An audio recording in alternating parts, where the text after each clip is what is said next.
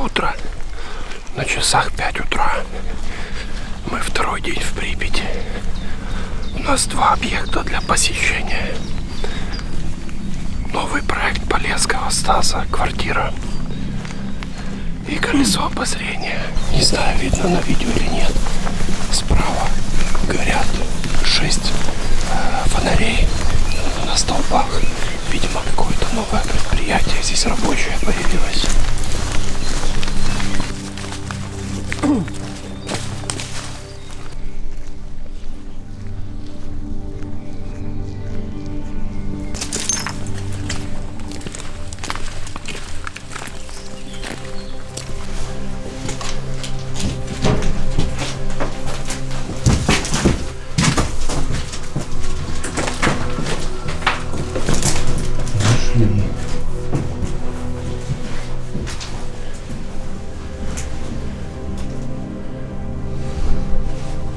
Прикольно.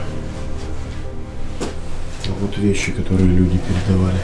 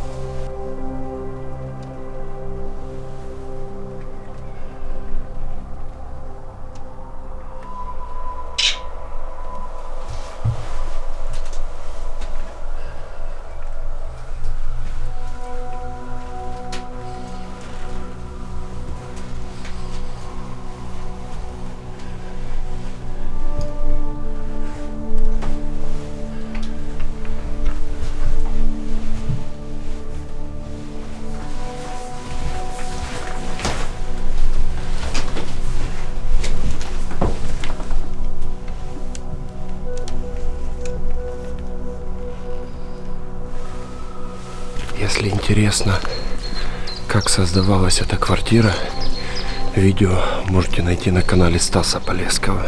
Несмотря на то, что город мертвый, даже здесь наступил 21 век. Буквально недавно вот на этом шестнаре поставили вышку сотовой связи Vodafone. Вот, собственно, будочка, которая питает ее. И теперь по всей Припяти и рядышком есть отличный 4G интернет. Даже можно посидеть на крыше и повыкладывать фоточки в Инстаграм.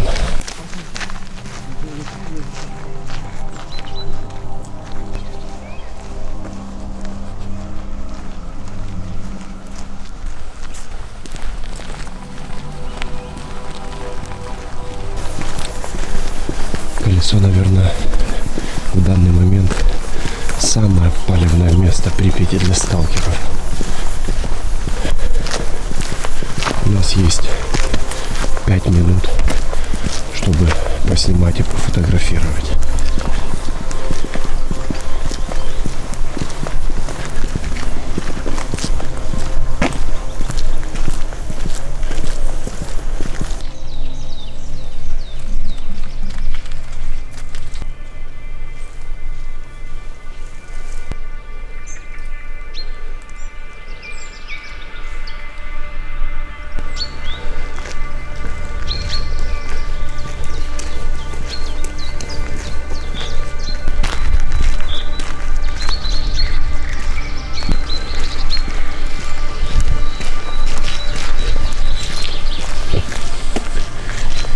Где именно стоит камера, на самом колесе или где-то еще, достоверно неизвестно.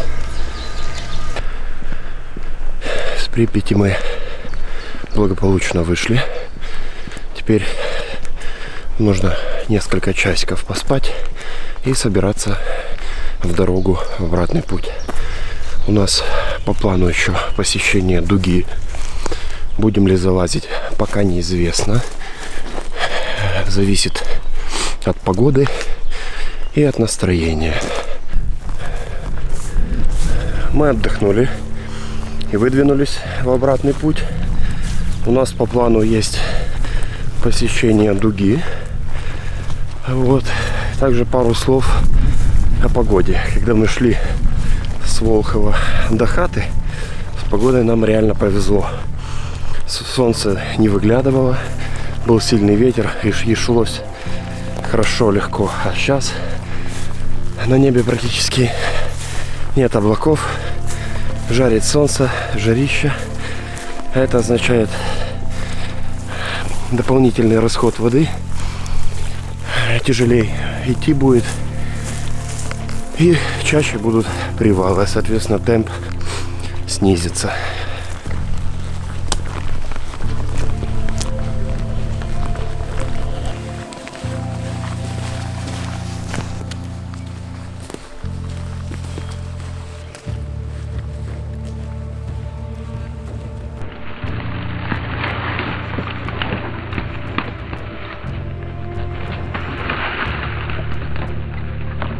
По пути наткнулись на трактор, который вычищает под лэпкой заросли.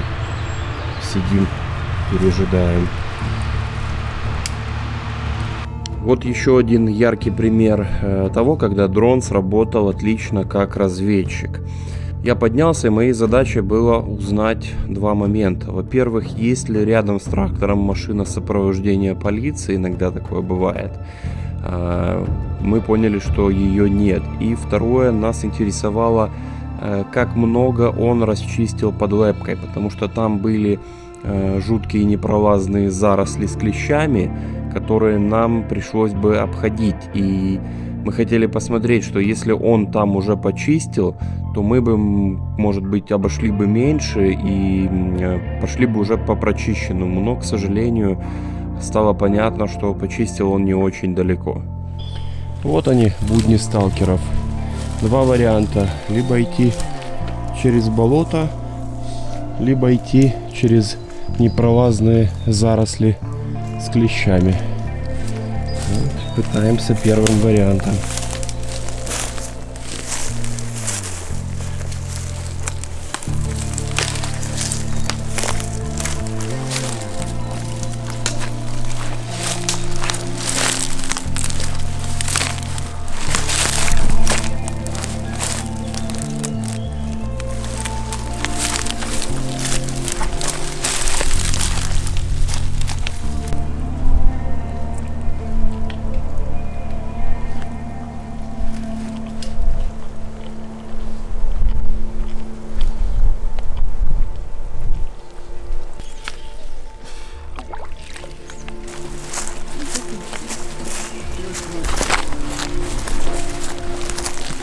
В этом походе нам прям везет на встречу со сталкерами.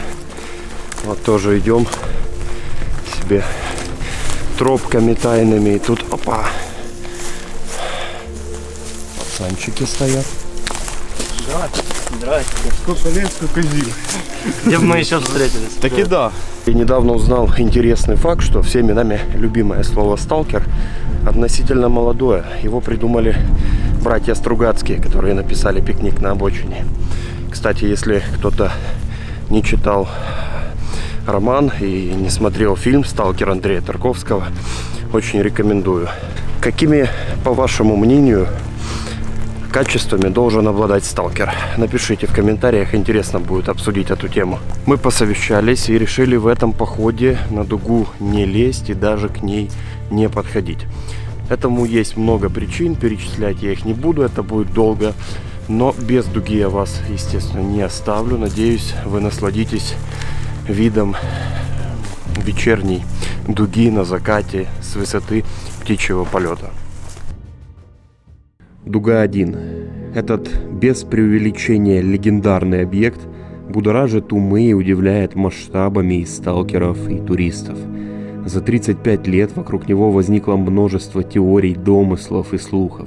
Говорили даже, что это зомбирующий радар для управления волей советского народа. Этот миф, кстати, отлично прижился в компьютерной игре «Сталкер». Таких комплексов в СССР было всего 3. Один располагался возле Николаева, другой в Комсомольске-на-Амуре и последний в Чернобыле.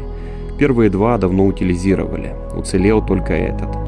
Место возведения радара было выбрано не случайно. Махина потребляла огромное количество электроэнергии.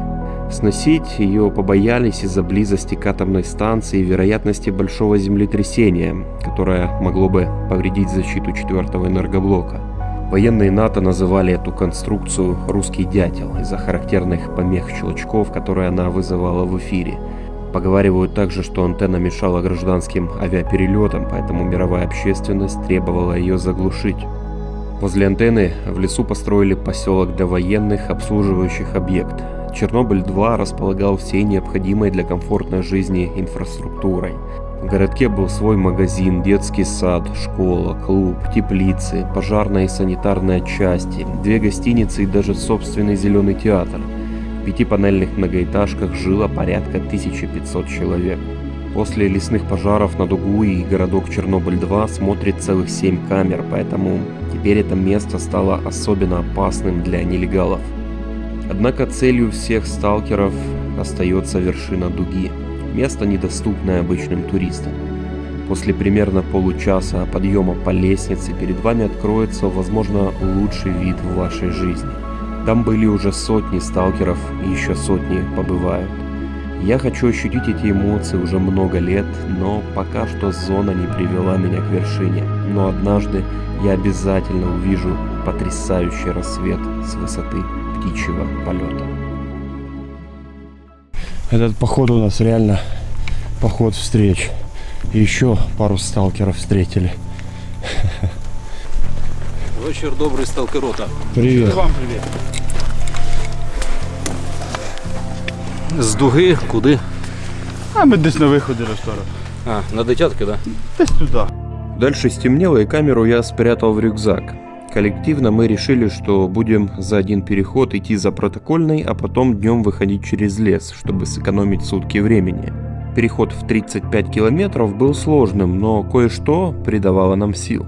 Я пока не научился делать снимки звездного неба, но один у меня более не менее получился. Вы только посмотрите, какое небо было в ту ночь. Я очень давно не видел столько звезд. Когда мы падали на привал и 15 минут просто лежали и смотрели на звезды, все насущные проблемы и усталость отходили даже не на второй план, а на 10-й. Пройдя протокольный мост, мы, уставшие, упали в лесу неподалеку. Ночью нам казалось, что мы отошли достаточно от дороги, однако утром нас ждал сюрприз. Пройдя вчера 31 километр, мы упали в лесу сразу за протокольным. Лагерь уже собрали, вот здесь мы спали. А утром, проснувшись, увидели интересный факт, что в 70 метрах идет дорога на Ямполь. С самого утра по ней наяривают машины. Так что мы потихонечку двигаем отсюда. Нам 10 километров по лесу, и мы за пределами зоны.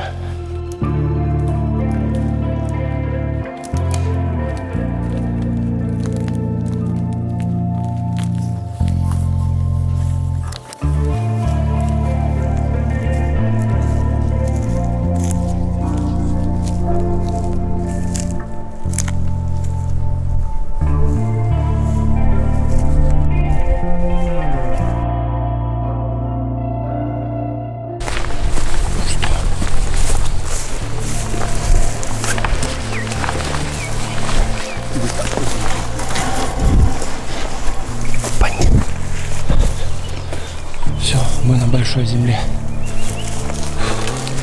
Некоторые сталкеры доходят, например, до Припяти, гуляют там, потом выходят на дорогу и сдаются, чтобы их вывезли из зоны. А у других сталкеров, и у нас в том числе, есть пунктик, что удачным поход может считаться только если ты и зашел, и вышел без протокола. Ну что, вот и закончился наш весенний поход. Это был интересный поход, это был новый, нестандартный маршрут. Мы посмотрели много интересных мест, узнали новые тропы, вынесли море положительных эмоций. Конечно же, это не последний наш поход, ведь человек, который хоть раз побывал нелегально в зоне, практически всегда туда возвращается. Зона просто так не отпускает. Поэтому до новых встреч, друзья. Увидимся.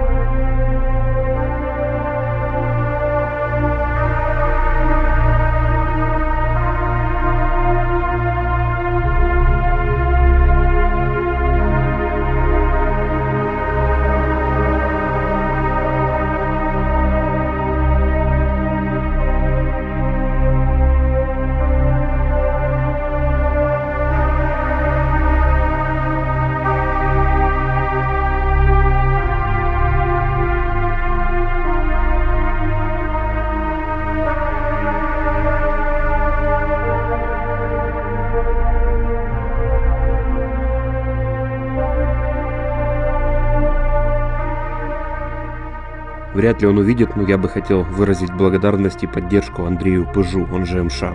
Благодаря его видео много лет назад я загорелся идеей нелегального похода. Быть может, если бы не он, то я бы никогда и не сходил в такой поход.